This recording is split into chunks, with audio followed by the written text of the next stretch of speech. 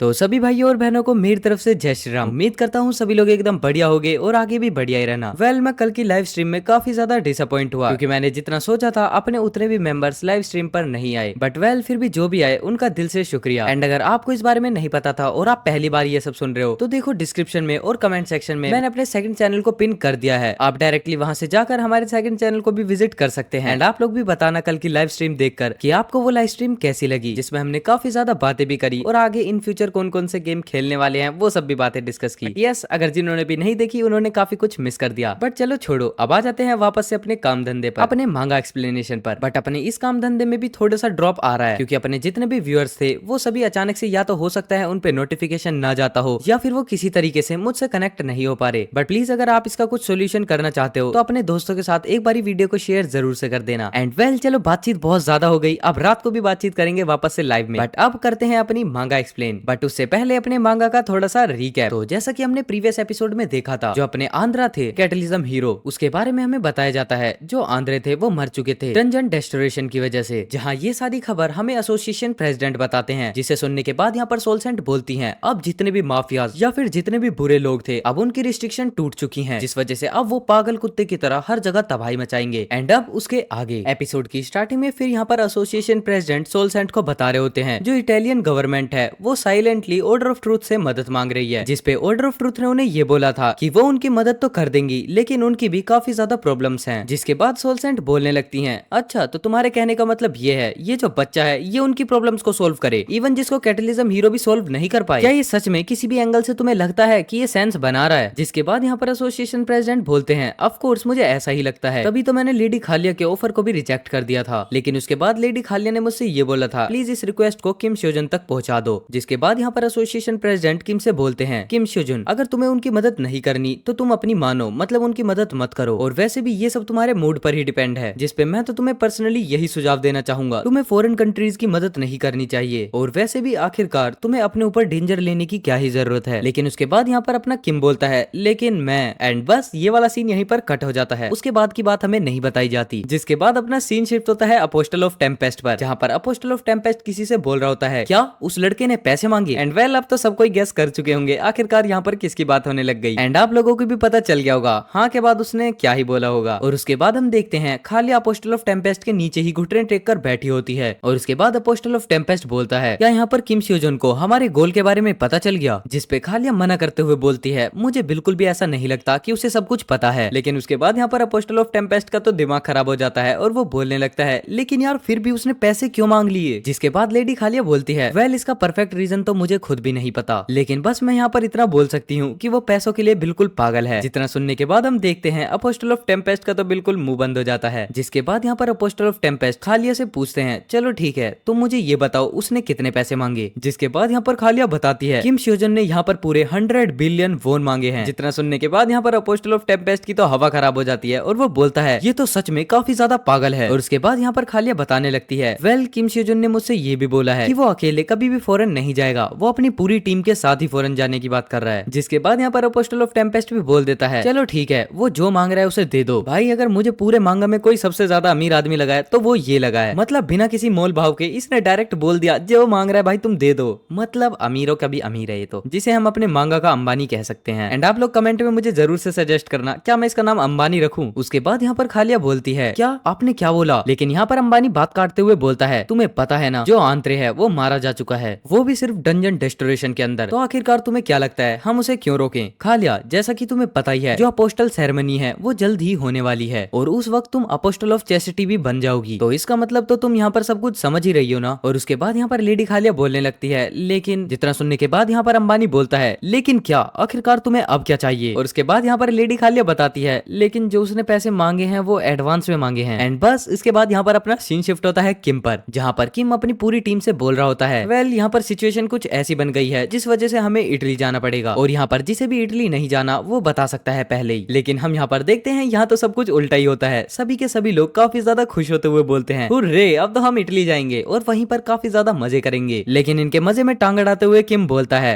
अगर मैं तुम लोगों को यहाँ पर बताऊं कि इटली की कंडीशन काफी ज्यादा ही खराब हो चुकी है और साथ ही साथ काफी ज्यादा डेंजरस हो चुकी है। लेकिन हम यहाँ पर देखते हैं सुयन और लीमिनुअल कुछ ज्यादा ही खुश हो रहे होते हैं, जिसपे किम गुस्सा करते हुए बोलने लगता है हे तुम लोग मेरी बात सुन भी रहे गए हो, वहाँ पे हम बिल्कुल भी खेल कूद करने नहीं जा रहे हैं। जिसके बाद यहाँ पर शुयन बोलती है, अच्छा आप मुझे ये बताइए हम कब जाने वाले हैं। जहाँ पर हम देख सकते हैं ये सारा तमाशा देखने के बाद जो अपनी सोल सेंट है वो तो बिल्कुल मूर्ति बन के खड़ी हो चुकी है। एंड उसके बाद अपना सीन शिफ्ट होता है, जहाँ थोड़ी देर बाद हमें दिखाया जाता है कि जो सोल सेंट है वो एक जगह पर बैठकर चाय पी रही होती हैं। लेकिन तभी यहाँ पर पूरी की पूरी गिल्ड अचानक से ही शेक करने लग जाती है। जितना देखने के बाद यहाँ पर सोल सेंट बोलने लगती है, अरे यार ये गिल्ड आज वापस से कुछ ज्यादा ही हिल रही है। एंड उसके बाद यहाँ पर सोल सेंट बोलती है, जैसा की जो ड्रीम टीम है वो ट्रिप कर चुकी है इटली की। और उसके बाद वो बताती है जो ऑर्डर ऑफ ट्रूथ है उसने पूरे 100 बिलियन वोन ड्रीम गिल्ड को दे दिए हैं। जिसके बाद यहाँ पर किम श्योजन ने 60 बिलियन तो खुद के लिए रख लिए और बाकी हर एक मेंबर को पूरे 10-10 बिलियन दे दिए। एंड यहाँ पर अजीब बात तो ये है कि इसने डार्क सैंड से भी यही बोला है कि इसे पैसे चाहिए। वेल इसे कितने ज्यादा पैसे चाहिए ये तो मुझे भी खुद नहीं पता चल रहा। आखिरकार ये इतने सारे पैसों को लेकर क्या करेगा। लेकिन फिर भी यार अब पूरे 2 हफ्ते बाकी हैं, क्योंकि जो इटली की ट्रिप है अब उसे पूरे 2 हफ्ते लगने वाले हैं। और उसके बाद हम देखते हैं शियोन बोलती है, मैडम सोल सैंड गुड मॉर्निंग। एंड उसके बाद हम देखते हैं सुयन और लिमिनल को, जो कि सोल सैंड को गुड मॉर्निंग ही कर रहे होते हैं। एंड उसके बाद हम देखते हैं किम भी यहाँ पर सोल सैंड को गुड मॉर्निंग बोलता है। एंड वेल हमें यहाँ पर इस राज के बारे में पता चल ही जाता है कि आखिरकार पूरी की पूरी गिल्ड क्यों हिल रही थी, क्योंकि आप लोग यहाँ पर फोटो में देखकर ही सब कुछ समझ गए होंगे। वेल मुझे बताने की भी जरूरत नहीं पड़ने वाली, क्योंकि यहाँ पर तो इस बात का मैं भी अनुमान नहीं लगा सकता कि आखिरकार इस पाउच में अब कितना वजन रखा होगा। और उसके बाद हम देखते हैं सोल सैंड को, जो कि बोल रही होती हैं, वेल ये तो मैं भी नहीं एक्सपेक्ट कर पा रही कि आखिरकार इनका इटली में क्या होगा। और उसके बाद यहाँ पर सोल सैंड भी सबको गुड मॉर्निंग बोलती हैं। एंड उसके बाद अपने मन में सोचने लगती हैं, आखिरकार किम श्योजन ने यहाँ पर क्या पकड़ा हुआ है जिस वजह से जो पूरी गिल्ड है वो ऐसे हिल रही है। एंड उसके बाद यहाँ पर सोल सैंड भी खड़ी हो जाती हैं और वो सभी को प्रैक्टिस करते हुए देखने लगती हैं। सबसे पहले वो देखती हैं मिस शियोन को, जो कि अपनी शॉर्ट सैंड की ही डिसाइबल है। उसके बाद नंबर आता है लिमिनल का, जो कि डार्क सैंड का डिसाइबल है। एंड थर्ड होती है अपनी सुयन, जो कि मैजिक सैंड की डिसाइबल है। और उसके बाद यहाँ पर सोल सैंड बोलने लगती हैं, वेल ये काफी ज्यादा हैरानी की बात है, क्योंकि यहाँ पर जितने भी बच्चे हैं वो सभी काफी ज्यादा टैलेंटेड हैं। और सबसे बड़ी बात तो ये है कि यहाँ पर ये सारे बच्चे एक जगह काम करते हैं। एंड यहाँ पर सिर्फ एक ही बच्चा है जो कि इन सबसे काफी ज्यादा डिफरेंट है। एंड वेल वो किसी और को नहीं बल्कि ली हुआन को ही देख रही होती हैं। अगर मैं अपना पर्सनल ओपिनियन दूं तो मुझे सच में ली हुआन के लिए काफी ज्यादा बुरा लगता है, क्योंकि यहाँ पर ये सभी किसी न किसी सेंट के डिसाइबल हैं, लेकिन जो अपनी ली हुआन है वो अभी तक किसी की डिसाइबल नहीं है। एंड साथ ही साथ जो अपनी सोल सेंट है उनका भी कोई डिसाइबल नहीं है। शायद आप लोग समझ रहे हो मैं क्या इशारा करने का ट्राई कर रहा हूँ। जिसके बाद हम देखते हैं जो सोल सेंट है वो अपनी स्पिरिचुअल एनर्जी का यूज करने लगती है। और उसके बाद वो ली हुआन को देखती है, जहाँ पर उन्हें पता चलता है ली हुआन के आसपास काफी ज्यादा ब्लैक कलर का ओरा होता है। लेकिन सोल सेंट ली हुआन के हर्ट के पास देखती हैं, जहाँ पर एक ब्लू कलर की ही लाइट चमक रही होती है। जिसके बाद यहाँ पर सोल सेंट बता रही होती हैं, वेल यहाँ पर सभी के ओरे पर डिपेंड करता है कि आखिरकार उनकी पर्सनैलिटी कैसी है, और वही आपको बताता है कि आपकी पर्सनैलिटी कैसी है, जिस वजह से हर एक पर्सन का अपना डिफरेंट ओरा होता है। और जो मैं यहाँ पर देख पा रही हूँ इस लड़की के अगल बगल में काफी ज्यादा ब्लैक कलर का ओरा है, जिस वजह से इसकी पर्सनैलिटी के बारे में ये पता चलता है कि इसकी पर्सनैलिटी काफी ज्यादा बेकार है। उसके बाद यहाँ पर सोल सेंट ली हुआन से पूछती है, हे बच्चे आखिरकार तुम यहाँ पर क्या कर रही हो। जिसके बाद ली हुआन बोलने लगती है, वेल मैं ज्यादा कुछ नहीं करती, बस मैं यहाँ पर खड़ी रहती हूँ। जिसके बाद यहाँ पर सोल सेंट बोलती है, मुझे ऐसा लगता है कि तुम सच नहीं बोलना चाहती। उसके बाद यहाँ पर सोल सेंट अपने मन में बोलने लगती है, वेल ये काफी ज्यादा नॉर्मल होता अगर जो इसकी सोल है वो ब्लैक कलर की होती, लेकिन ये काफी ज्यादा डिफरेंट है जो रीजेंचुअल है उससे। और यहाँ पर ये ऐसा इस वजह से हुआ होगा क्योंकि जो लोग हैं उन्होंने इसके माइंड में ये सोच डाल दी कि आखिरकार ये वर्ल्ड कैसे काम करता है, या फिर इस वर्ल्ड के अंदर जो टॉप प्लेयर हैं सिर्फ उन्हीं की ही वाहवाही होती है। और मेरे ख्याल से ये काम तो सिर्फ किम श्योजन का हो सकता है। जिसके बाद यहाँ पर सोल सेंट बोलती हैं, वेल ये एक ऐसी बच्ची है जो कि अपने ही वर्ल्ड के अंदर आइसोलेट हो चुकी है और उसे खुद भी कुछ नहीं पता चल रहा होता कि आखिरकार वो क्या करे। जिसके बाद यहाँ पर सोल सेंट सोचने लगती हैं, वेल किसी ने सच ही बोला है, जो गॉड्स हैं वो भी ह्यूमन के अफेयर्स को इफेक्ट नहीं कर सकते। और उसके बाद हम देखते हैं जो सोल सेंट होती हैं वो ली हुआन से बोलती हैं, हे बच्ची चलो सबसे पहले तुम्हारी पर्सनैलिटी को सुधारा जाए। जितना सुनने के बाद यहाँ पर ली हुआन बोलती है,